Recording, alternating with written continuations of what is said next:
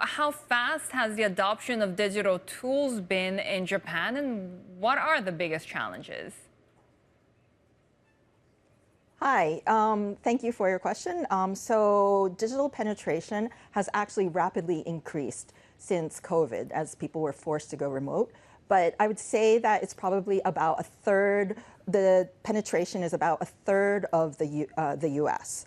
So what's holding back Japan's digitalization is, I would say, two things. One is the lack of digital literacy among the key decision makers in companies.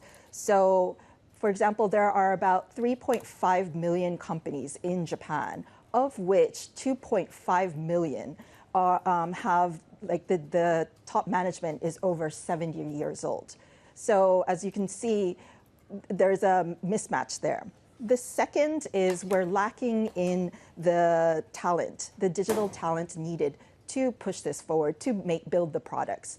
70% of the digital talent is actually in IT services. So we are lacking a lot of the professional IT professionals in the companies needed to push this forward.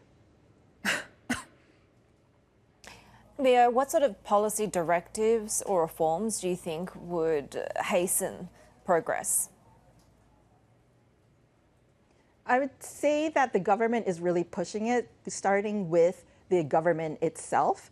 That's creating a lot of demand and creating a lot of people needed, skills needed for companies, for the ecosystem in Japan to develop.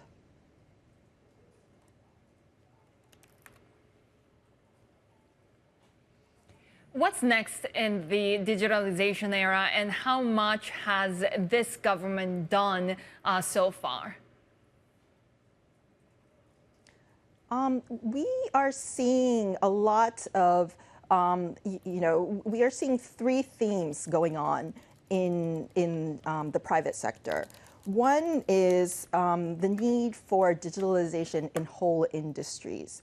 For example, we've been investing into certain vertical SaaS companies. One, namely, for example, ANPAD, which is a company which provides software for project management in the construction industry.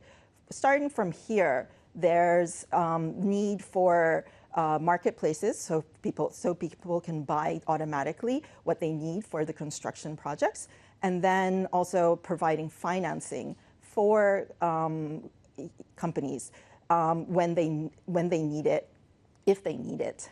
In this aspect, it's not like the policies that the government that needs to be put in place. It's more, allowing companies to be able to make more efficient the industries, and maybe not getting in the way.